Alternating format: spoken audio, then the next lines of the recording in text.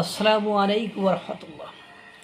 বাংলাদেশের মানুষ বিশ্বকাপ খেলায় মিশর আর আর্জেন্টিনার খেলা হয়েছে, এটা আপনারা জানেন। তা যারা আর্জেন্টিনার বিরোধী তারা বলেছে যে আর্জেন্টিনা হলো ইহুদি নাসারাদের দেশ আর মিশর হলো মুসলিম দেশ। মুসলমানদেরকে ভালোবেসে তারা মুসলিম দেশকে সাপোর্ট করবে। কিন্তু দুর্ভাগ্য হলো সত্য যে ভারতের বন্ধু ইসরায়েল ইসরায়েল এখন আমরা জানি ভারতের বন্ধু ইসরায়েল, এবং অনেকেই মনে করে ইসরায়েল হলো মুসলমানদের শত্রু। কিন্তু দুর্ভাগ্য হলো সত্য যে মধ্যপ্রাচ্যের অধিকাংশ রাষ্ট্রগুলোর সাথে ইসরায়েলের সম্পর্ক ভালো।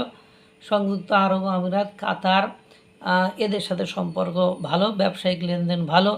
এরপরে জানেন যে ইতিমধ্যে লেবাননে কি ধ্বংসযজ্ঞ চালাচ্ছে ইসরায়েল, সেগুলো আপনারা জানেন। ইরানে হামলা চালাচ্ছে, অথচ যে মিশরকে বাংলাদেশের মানুষ ভালোবেসে মুসলমান বলে যে ভালোবেসে আপনার তাদেরকে সাপোর্ট করলো, অথচ সেই মিশর কী করছে শোনেন। 2040 সাল পর্যন্ত ইসরায়েল মিশরের গ্যাস রপ্তানি করবে।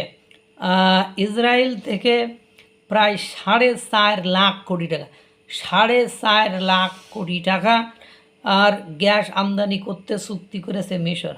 কি বুঝলেন?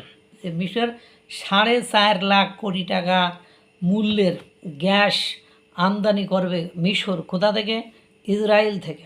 যে ইসরায়েল একদিন দুদিন আগেও আপনার লেবাননে 4,500 বেশি মানুষকে অফিশিয়ালি ঘোষণা দিয়েছে লেবানন যে হত্যা করেছে। তারা বিশ্বের বিভিন্ন মোড়ল রাষ্ট্রের কাছে সাহায্য কামনা করেছে ইসরায়েলের এই ধ্বংসযজ্ঞ হত্যাকাণ্ড থেকে রেহাই পাওয়ার জন্য।